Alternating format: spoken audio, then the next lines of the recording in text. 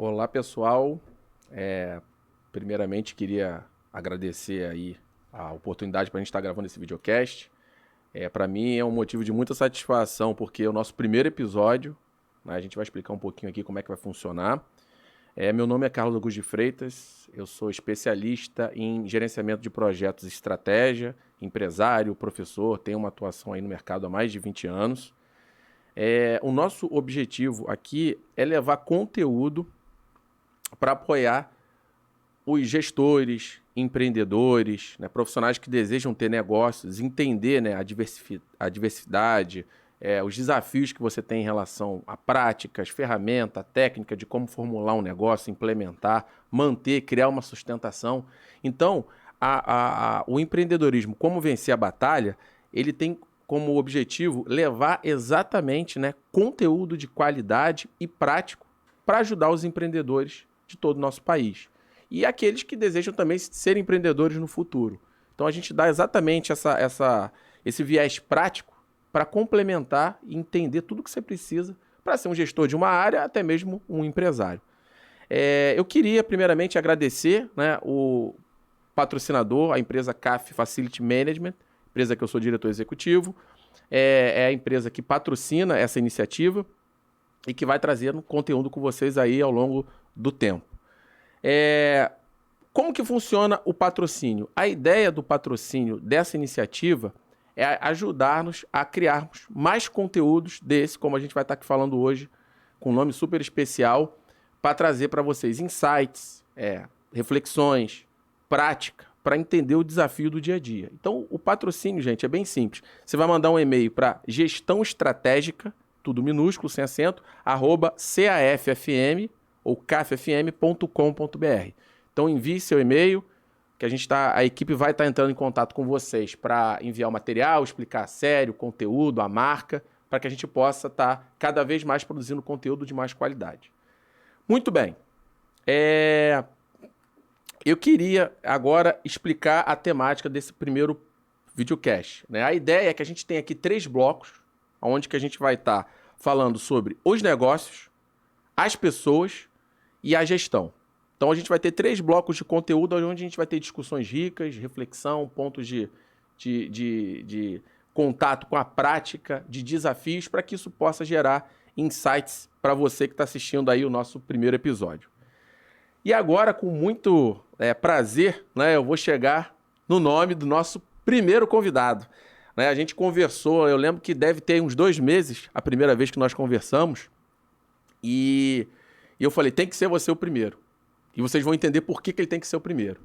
Então, quem é o Alberto Weisenberg, que está aqui com a gente hoje? Primeiro, assim, eu vejo o Alberto como um grande mentor para a minha carreira, né? Ele sabe disso, quanto que ele é especial, quanto que ele me ajudou a chegar aqui. O Alberto é executivo de mercado há anos, passando por grandes empresas. Ele vai falar um pouquinho da carreira dele daqui a pouco. E para mim é mega assim, especial, porque quando eu penso em processo, que é uma coisa que a gente vislumbra todo dia, todo momento, nas empresas, no dia a dia, em casa, eu não consigo pensar em outra pessoa que não seja ele. Falou processo, eu penso no Alberto. Então, o Alberto, por que ele está aqui hoje? Para ele nos ensinar a entender com a experiência, né, que ele tem, como é que funciona esse dinamismo, falar de processo, de negócio, de pessoas e gestão, para que a gente possa ter aqui um aprendizado bem rico aí nesse tempo que a gente vai estar junto conversando com o Alberto. Ok? Então, Alberto, vou passar a palavra para você. Seja muito bem-vindo, é muito especial para mim você estar aqui, ser o primeiro. E fala um pouquinho aí para a gente aí para começarmos o nosso bate-papo. Bom, obrigado, Guto. Para mim é uma experiência nova, né, e muito importante pela possibilidade de fazer uma coisa que eu acho que desde muito cedo tento fazer, né, que é aprender e ajudar as pessoas a aprender, né. Eu trabalhei durante a minha carreira toda em diversas áreas, você citou processos, por exemplo, mas eu sou engenheiro por formação, mas nunca trabalhei 1 minuto como engenheiro. Não tinha emprego na época e foi bom, porque eu não seria um bom engenheiro. Fui trabalhar em TI, fiquei muito tempo em TI, depois fiz um mestrado em administração que foi extraordinário para mim, para abrir a cabeça e conseguir perceber as conexões entre as coisas, né, que vão além daquela coisa mais cartesiana ou mais matemática. Quando você estuda administração, você obrigatoriamente se debruça sobre como é que se fazem negócios, como é que se constituem organizações e empresas, né? E é disso que a gente vai falar aqui. E depois de algum tempo eu comecei a perceber, e não é à toa que o segundo bloco tem esse nome, o quanto a variável pessoas é importante na vida, né? Parece óbvio, mas não é nem tão óbvio assim, mas sobretudo para empreender, para construir empresas bem-sucedidas e sobretudo que tragam valor, seja para o empreendedor, para o dono, né? Ou para os donos, para os acionistas, mas para os empregados e para a sociedade, né? A gente não consegue mais dissociar isso. E antes da gente começar, né, a mensagem que eu queria dar é a seguinte: como eu falei, aqui é uma oportunidade de aprendizado e a gente vai falar um pouquinho sobre isso. O aprender primeiro, é um hábito. Segundo, ele depende muito de tempo, por isso um hábito. Você dedicar tempo para aprender. Mas o que seria esse aprender? O aprender é se expor a isso tudo, né? Ao novo, a ler, conversar, mas, sobretudo, depois disso, parar e pensar. Você não precisa necessariamente concordar com o que você leu ou com o que você ouviu, mas para um pouco e pensa sobre aquilo.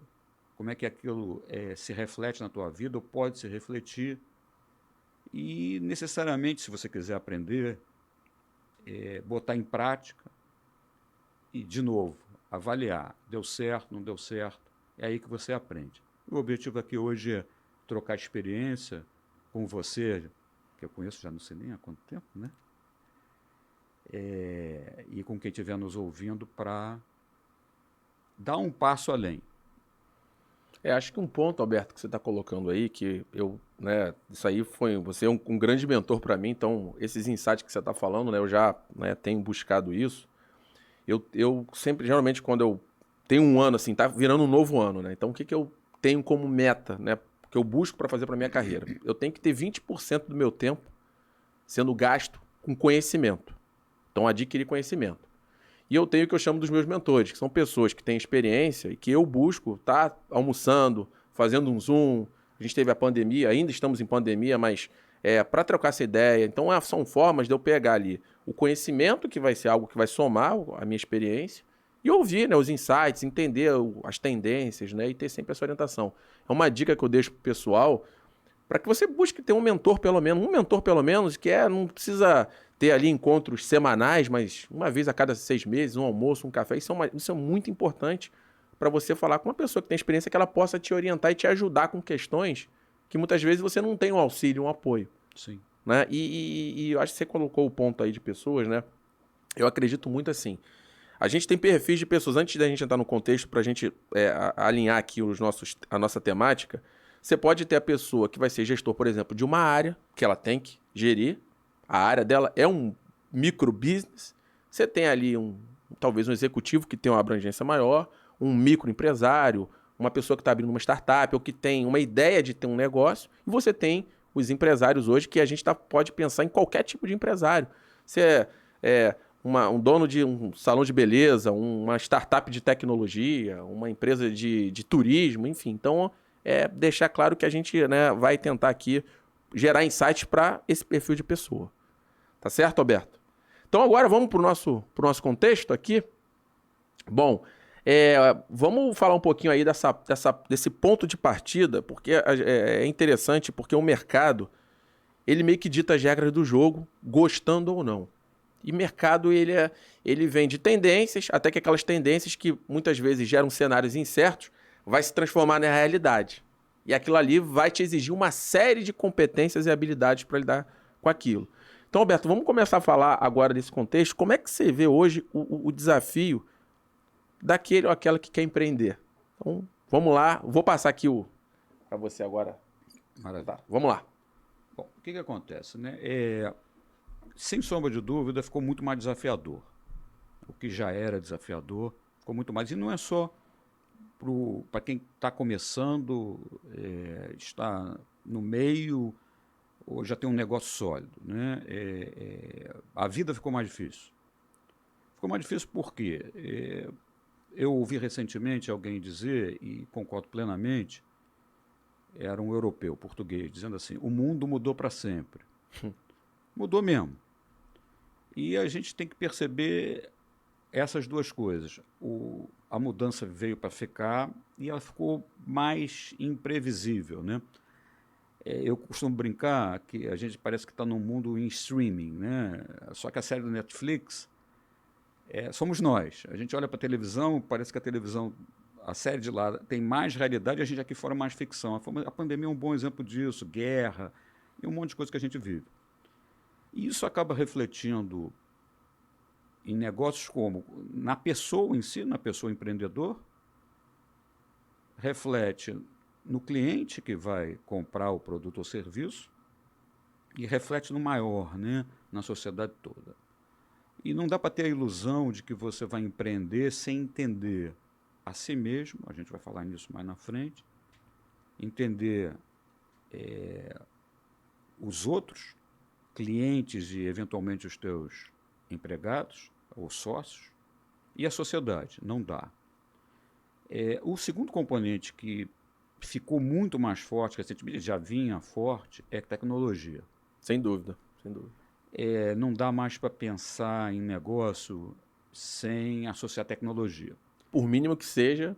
E aí tem uma coisa curiosa, eu tenho feito mentoria de startup há um tempo, e conversando com uma empreendedora recentemente, ela está começando um negócio na área de turismo. E alguém disse para ela assim: não, a tua empresa não é uma startup. Mas por quê? Porque não tem um aplicativo, ela não é base tecnológica. Eu fiquei pensando assim, bom, primeiro é um pouco radical isso. Você não necessariamente precisa ter uma padaria. Isso é uma startup? É um empreendimento. O fato de não ter um aplicativo, eu não vejo como, né? Você pode vender pelo iFood, não estou falando isso. Não tá, com esse nível de automação, descaracteriza que é uma startup? Não. Então, por que eu estou querendo dizer isso? Você precisa de tecnologia, mas você precisa entender também que não é só tecnologia. Pelo contrário, eu vou citar mais na frente alguns exemplos de que você tem que saber lidar, usar a tecnologia, mas entender onde começa o valor dela e onde é ser humano na proposta que você quer fazer. Muitas vezes é muito mais ser humano e menos tecnologia. Certo. Tá? Certo. E um terceiro aspecto que eu gosto de destacar é o seguinte: é um mundo de relacionamento e de conexão. Você já não vai fazer mais nada sozinho. Então, abrir um negócio, que tenha o carimbo de startup ou não, começou você sozinho, mas é assim, até para conseguir dinheiro, investimento, você vai ter que provar que você tem uma equipe. Ninguém vai querer investir num negócio que é só uma pessoa. Vai querer investir se a pessoa for brilhante? Sim, mas a pessoa pode ter alguma contingência, pelo menos por isso. Ela tem que ser, não digo substituível, porque eu fui aprendendo que ninguém é. Dizem assim, todo mundo é substituível, né? Eu diria que ninguém é substituível porque cada um é um. Mas ninguém pode mais ficar sozinho. Você precisa de parceria. Sem Parceria para tocar o negócio, ou seja, precisa de sócio, precisa de uma equipe boa. E no final você precisa se conectar com outros negócios, porque é essa soma que vai fazer diferença no negócio. Não, e tem um ponto que você colocou, que, né, você colocou a questão do investimento e tal, mas para aquele empreendedor ou empreendedora que está começando um negócio sem ter essa capacidade de gerar investimento, então está indo do zero de heroísmo mesmo. Sim. Aí a gente entra em questões como empreendedorismo de sobrevivência, aquela coisa toda que o mercado também aborda. Ainda assim, ele vai precisar entender pessoas, vai precisar de equipe, ele não vai estar sozinho, ele vai precisar de conexões para ele conseguir chegar num patamar que talvez ele possa até pensar em investimento. Mas ele vai ter que passar por esses estágios da mesma forma. Né? Começa identificando a oportunidade, que é a visão do empreendedor, né? Ele muitas vezes ele é empreendedor por necessidade, por sobrevivência, Mas ele não vai ser bem sucedido se ele não que seja vender a coisa mais primária possível. Um hot dog. Se não tiver mercado. Se ele não colocar, se for uma carrocinha, no ponto certo. Então, por menos elaborado que seja o serviço ou o produto que você vai vender, você vende para alguém e precisa de alguém. Seja para te ajudar a vender e seja para comprar. Então você não foge disso de vender isso e vender carro elétrico, vender satélite, vender a coisa mais sofisticada que você possa vender. E precisa, esse é o mundo de tecnologia, que seja, não com cachorro quente, eu estou citando uma coisa que eu acho simples. Né? Um produto que é um pão com uma salsicha no meio. Sim, mas ele, na pandemia, ele usou tecnologia para poder fazer delivery, por Pois exemplo. é isso que eu ia chegar e dizer. Não dá para hoje em dia esquecer que você tem o WhatsApp, até porque todo mundo tem um celular. 100% da população, 90%, independente do poder aquisitivo, tem um celular. E quem tiver um celular sabe que é o WhatsApp. É um canal de comunicação extraordinário, se você souber usar. Então é assim, a tecnologia, voltando à questão da tecnologia, é indispensável, mas ela não vai resolver todo o teu problema. Depois, mais na frente, eu vou dar um exemplo. Eu já contei um pouco desse exemplo para você, tem vários, né? Uhum. Eu vou falar um pouco mais disso depois e isso tem a ver, vou dar um spoiler do que eu acho que é aprender, né? Você aprende muito ouvindo, mas aprende muito vendo também. As pessoas percebem pouco isso. Quando você entra no lugar, eu fui aprendendo isso com a gestão de processos, né? E você desenvolve um pouco a capacidade de ver, opa, tem coisa fora do lugar, isso está no meu caminho, isso atrapalha.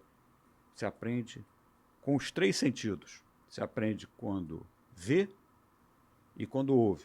E aprende quando fala também pela reação que as pessoas têm. Perfeito.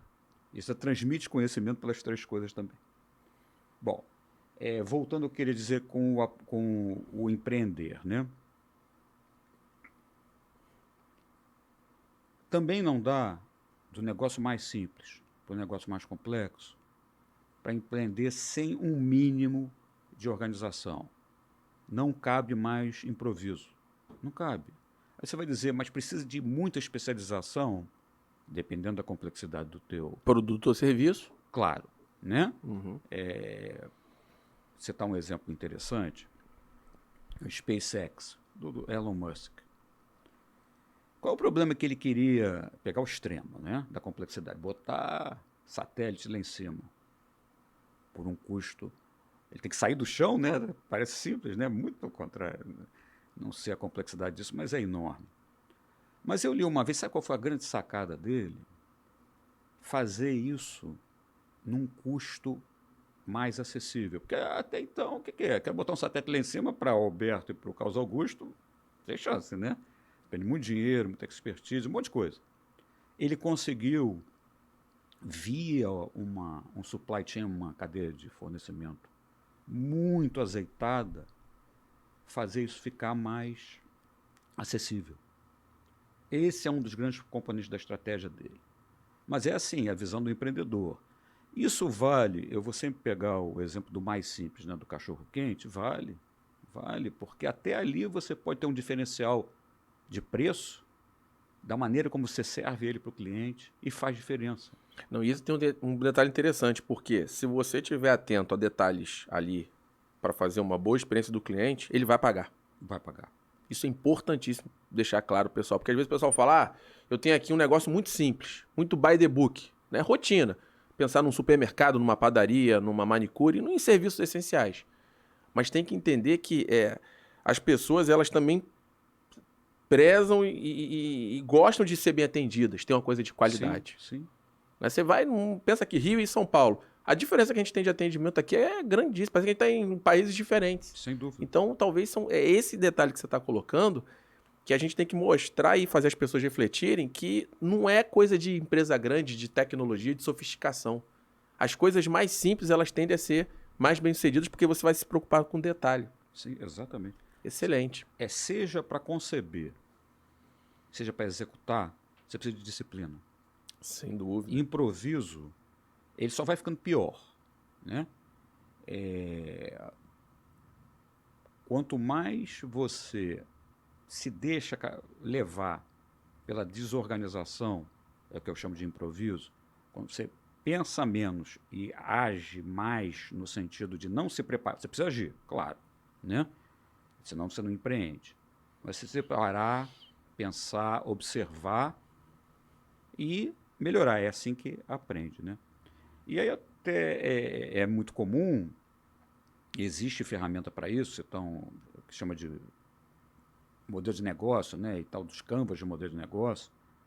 Eles são uma maneira organizada de ajudar É você. você a criar ali uma convergência de pensamento, de entendimento do negócio. Tem que entender o negócio. Sim, sim. Né? Isso é um ponto, você pegou um ponto agora extraordinário, né? A pior maneira de empreender é alguma coisa que você não tem experiência nenhuma. Eu acho que dificilmente acontece pela necessidade, muitas vezes. Em algumas pessoas, isso parece natural. Eu vou pegar um exemplo agora que me ocorreu. Antes da pandemia, eu trabalhava ali perto da Praça Mauá e pegava o metrô, descia ali no Camelódromo, que é um exemplo de empreendedorismo, né? E tinha uma moça que vendia bolo. Mas eu achava genial a maneira como ela apregoava o bolo. Ela não estava ali simplesmente, ela tinha uma banquinha, empreendedor por necessidade. Eu nunca comprei o bolo dela, até já de algum tempo com uma preocupação de peso, eu adoro bolo, mas ok. Eu fiquei tentado a comprar para ver se o produto era de qualidade, mas a maneira, ela ficava falando assim, bolo, bolo, bolo, bolo, mas de uma maneira assim tão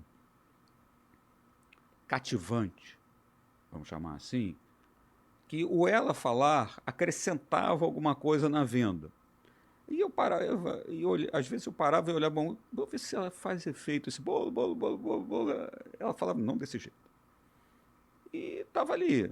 E café da manhã, né? Aquela hora, normalmente era antes das 8 O horas da pessoal manhã. sempre correndo contra o tempo, né? Vendia nos Pressa. potinhos, com cobertura, sem cobertura. Ela ainda, acho que dava guardanapo, a preocupação, né? Ela não vendia só isso, tinha um guardanapo, um garfinho, alguma coisa assim. Mas esse é um empreendedor, né? Ela provavelmente sabe fazer bolo, eu sabia, nunca mais vi. Depois da pandemia, quando eu voltei ao centro, não a vi mais. Claro, né? Mas não é só isso, ela não sentou ali com a banquinha do bolo para vender. E ela podia dizer, não, eu estou na cara da saída, metrô Uruguaiana, ali, quem conhece Rio de Janeiro. Movimento Mas não é suficiente. não é suficiente. Aquilo é intuitivo no caso dela, assim, basta? Não, não. Uma coisa que eu também percebo é o seguinte, não é natural as pessoas se preocuparem em fechar a conta. Eu agora estou falando financeira.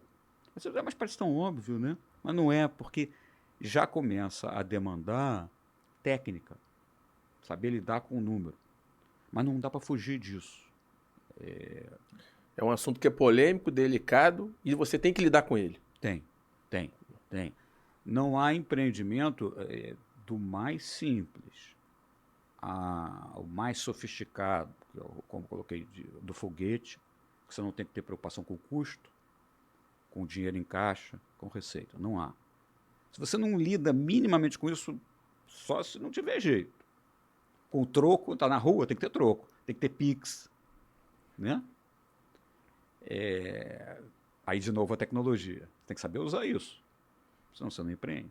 Tem um ponto, Alberto, que assim, alguns clientes que eu tive lá no início, quando eu comecei o negócio de atuar mais em gestão estratégica para a empresa, que muitas vezes você vai conversar com um empresário ou com a empresária e falava assim, poxa, eu não sei para onde o dinheiro está indo. Eu não sei, eu tenho 6 meses que eu não coloco dinheiro no bolso. Então, quando você começa a se preocupar nesse detalhe que você está colocando, que para mim acho que é um dos pontos mais nevrálgicos do empreendedor, principalmente no Brasil, você pode até ter boas descobertas, que se você tem uma organização mínima. Sim. Que vai saber para onde está indo o dinheiro. Aí eu perguntar assim, mas você tem 6 meses que você não está botando dinheiro no bolso. Mas como é que você está pagando suas contas pessoais? Que o dinheiro da empresa é uma coisa e o dinheiro da pessoa é outra. Ah, mas eu pago com o dinheiro da empresa. Então, peraí, então você está botando dinheiro no bolso, só que você não está fazendo isso de maneira organizada. Sim. Né? Na verdade, é assim, né? O negócio ele tem que gerar caixa. Né? O quanto de lucro ele vai gerar depende um pouco da tua visão, mais social, menos social, para que você está fazendo aquilo. Mas você tem que sobreviver. Sim, é o que Não eu chamo de existe. sustentação. Você tem que Exatamente. pagar as contas e ter o teu resultado Exatamente. enquanto gestor, dono da empresa, enfim. Exatamente. Então, essa disciplina que eu falo, ela começa assim. Eu tenho que entender o que eu chamo genericamente de o problema que eu quero resolver do cliente, né? Ou a oportunidade. Que seja vender o bolo, que seja alugar um carro, que seja Mandar o foguete lá, o o que satélite. quer que seja. Ensinar, o que quer que seja. Só que é um mundo muito mais sofisticado, muito mais complexo. Então, minimamente, você precisa entender o teu cliente, o que ele dá valor, o que você pode dar de valor para ele, que pode ser a tua simpatia ao atender. Isso que as pessoas chamam de proposta de valor, mas é tão simples quanto isso, né? Que é o que ele espera de você. E a componente disciplina, né? A disciplina tem a ver com os detalhes, com a persistência, mas tem a ver com tecnologia, como eu falei, mas por menos capitalista que a gente queira ser, e não tem problema nenhum ser capitalista, mas às vezes tem uma conotação ruim, você precisa de dinheiro.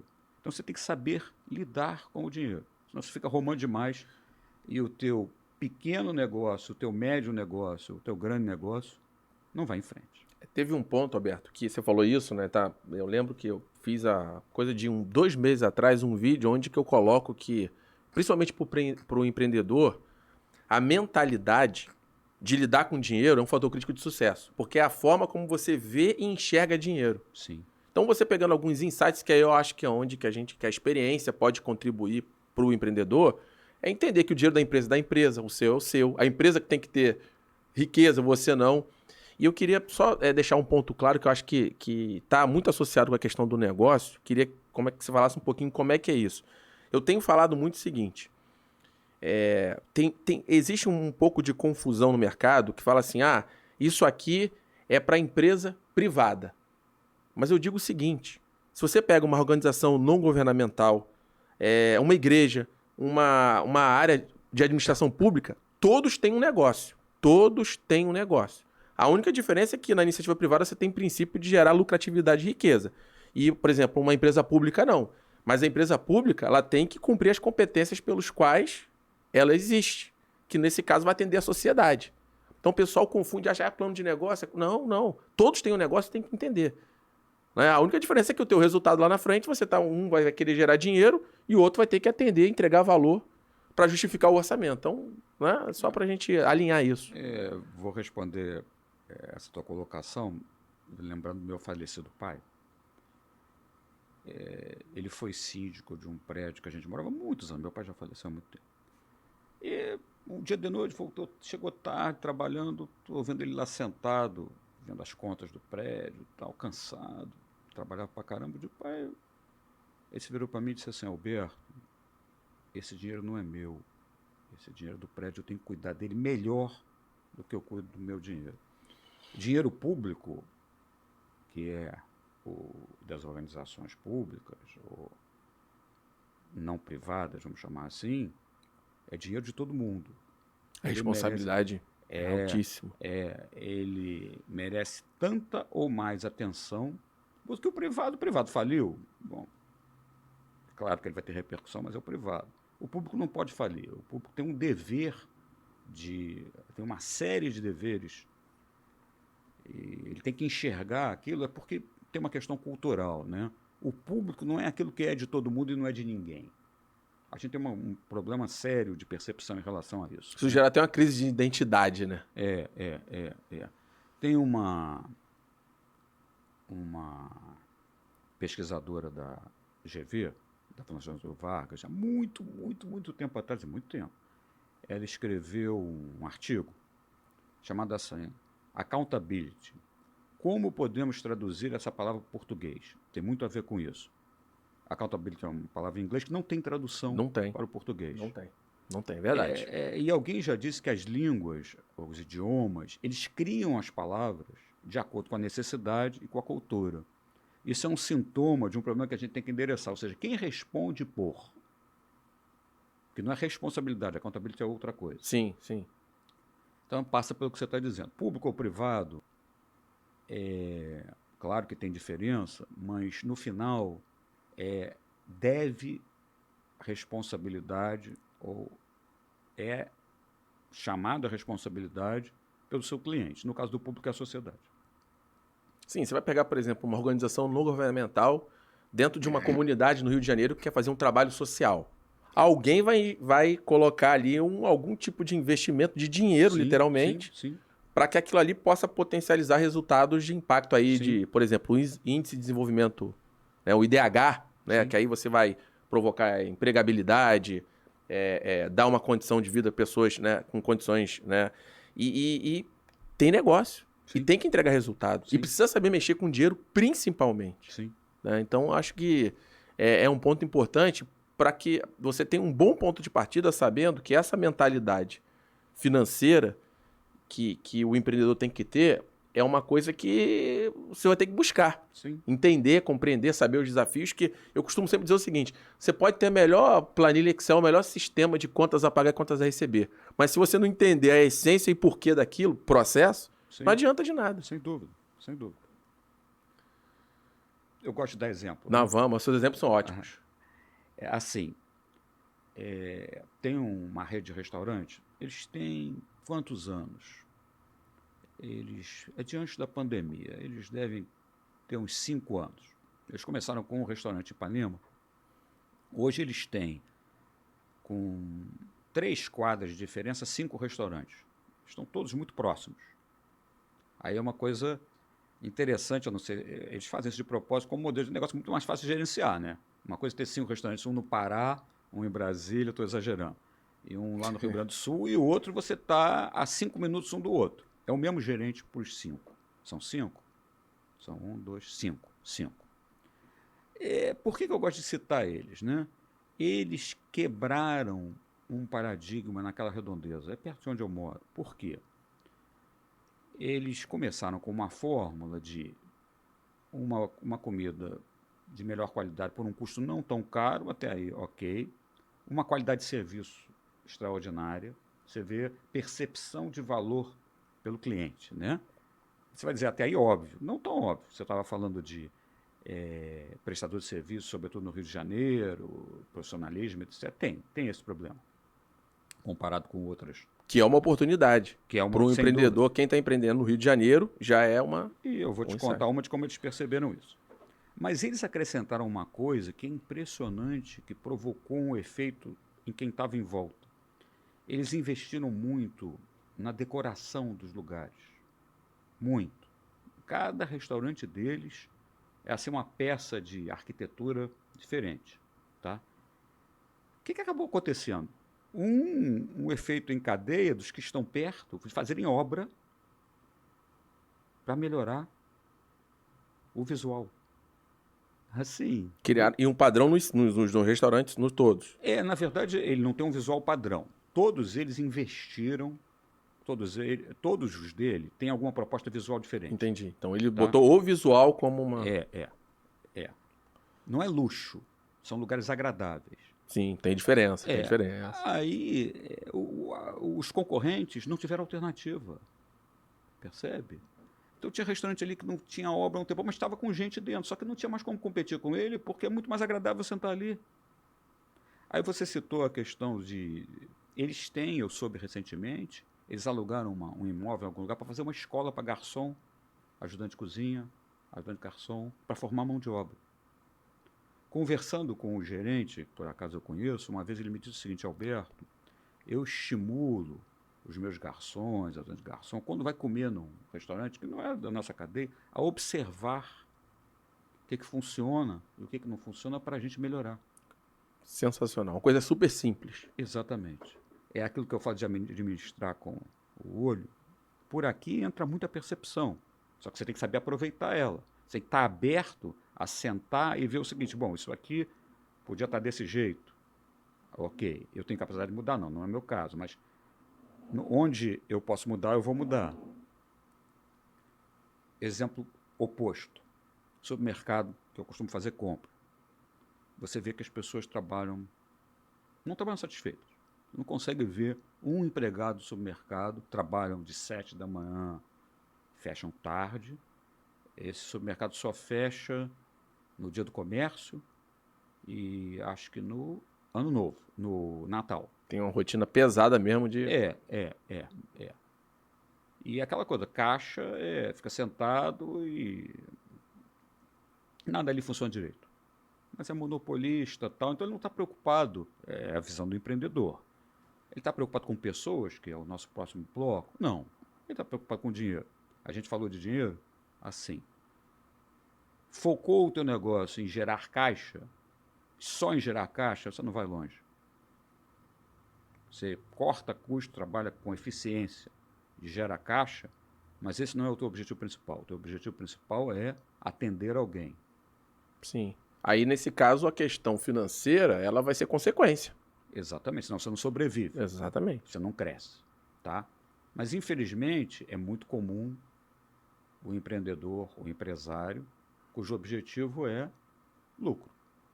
Não tem problema nenhum. Esse modelo se esgota? Eu acho que sim, porque, citando o supermercado, ele está lá e vai continuar lá há muito tempo, mas ele tem um turnover enorme, a gente percebe isso. Olhando as moças do caixa, você mede o turnover. Ele não consegue nem fazer uma entrega direito, porque eu acho que as pessoas não trabalham satisfeitas. E eu gosto de fazer o contraponto, que é uma delicatessen também lá perto de casa. Caro, mas é assim, um dia está todo mundo sempre sorrindo. Ele fecha cedo.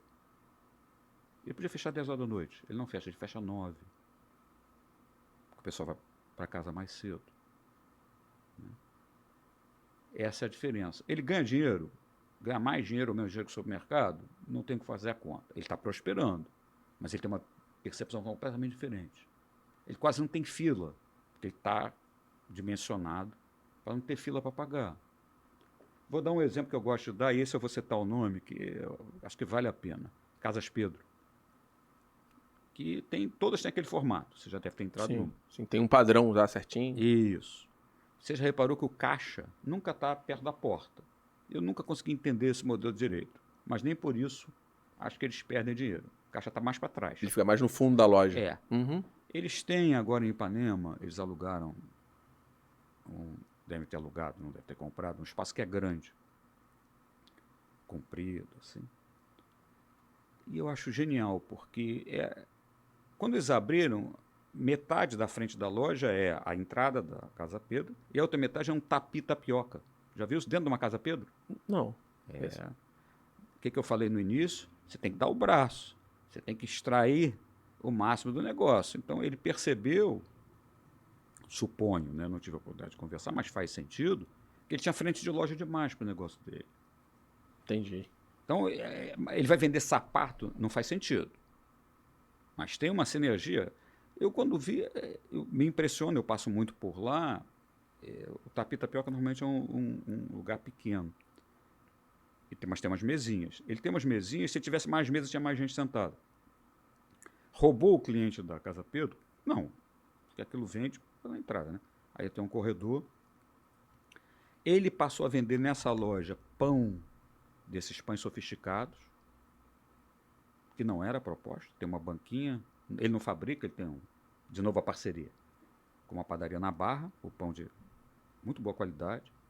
Ele faz umas demonstrações de produtos, tipo umas feirinhas de queijos, condimentos, regularmente. Tem aulas de gastronomia no fundo, ele está aproveitando o espaço dele todo. Tá? E como a loja é muito comprida, esse balcão, onde estão os caixas, está assim, lá no fundo da loja. Então tem uma questão de confiança. Esse modelo, ele não tem fila, tá? Ele tem uma administração da fila também. E ele também é um bom exemplo, quem já foi na Casa Pedro, os vendedores são comissionados. Então você vende mais, todos eles te dão um papelzinho com o número, porque ele ganha proporcional. Sim. Eles dão aquele papelzinho que você entrega lá no caixa e vendendo fica... o ticket ali é R$5, R$10, mas eu comprometo a pessoa. É um negócio sofisticado, ele está vendendo, está botando foguete na lua, não, mas os princípios são os mesmos. Esse ponto que você colocou de, né, negócios bem-sucedidos, né, eles têm aí a capacidade, isso na minha leitura e entendendo clientes, que eu tenho passado nos últimos anos. Que quando você coloca uma moeda de troca, principalmente nos colaboradores, na força, no time, na equipe, isso gera comprometimento e engajamento, que consequentemente vai refletir na capacidade que você está atendendo seu serviço, seu produto, e aí você começa a pensar em prosperidade, né? Isso é interessante. Uma técnica muito interessante. Você pegou um ponto agora que a gente vai falar mais um pouco no módulo de pessoas, né? Mas assim, o esporte é o melhor exemplo disso, né? Apesar de não ser assim um praticante, eu gosto mais dos esportes que não são coletivos. Não sei porquê, tá? Mas no esporte coletivo só funciona se todo mundo entender que tem que fazer gol naquela direção, né? Se der uma louca em alguém e as pessoas começarem a fazer gol contra, não vai funcionar. Então, essa coisa do esporte, da equipe, do time, ela é assim determinante para o empreender, para o negócio, né? Mas é muito difícil, porque quando você fala de empresa, você fala de relação de poder, hierarquia, isso acaba indo contra. E você pode se esquecer que você precisa engajar todo mundo, precisa comprometer. E aí me dá a oportunidade de falar um pouco do seguinte, né? Tem o Simon Sinek, que é ótima referência e citação. Ele tem um livro chamado Comece pelo Porquê. Sim. Eu tive a oportunidade de assistir uma palestra dele num dos eventos do PMI nos Estados Unidos. Pois é, ele tem um sensacional. TED Talk, sensacional. Sensacional. Eu recomendo o TED Talk, em 15 minutos ele consegue explicar tudo. Mas ele faz uma divisão que eu acho fundamental, vale para a vida e vale para os negócios. Comece pelo porquê, né? Isso porque tem dois componentes.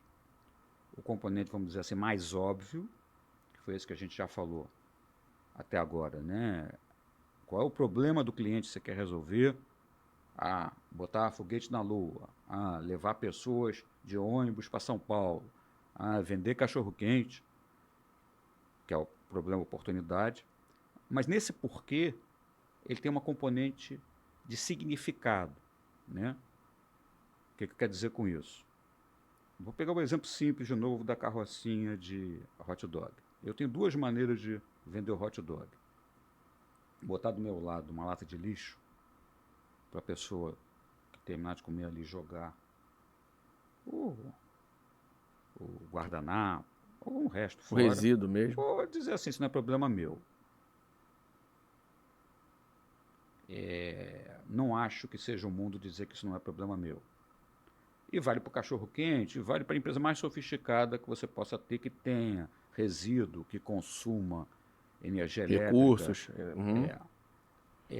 As pessoas, o dito propósito, hoje em dia chamam isso de propósito, né? Eu acho que é um bom nome, mas é o significado que você faz, é um fator extraordinário para engajar as pessoas da tua empresa, dependendo da hierarquia, e os teus clientes, e a visão que eles podem ter de você, tá?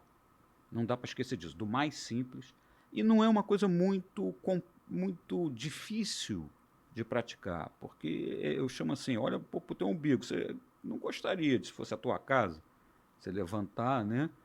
Não tem nenhum lugar, você não vai sair jogando as coisas pelo chão, pelo menos a maioria das pessoas não vai fazer isso. Então, por que você faz isso na rua? Então, vou pegar uma coisa boba. Você precisa de significado. E significado vai além. Falamos muito de fechar a conta do financeiro, mas também falamos que ela não é suficiente para motivar, para engajar.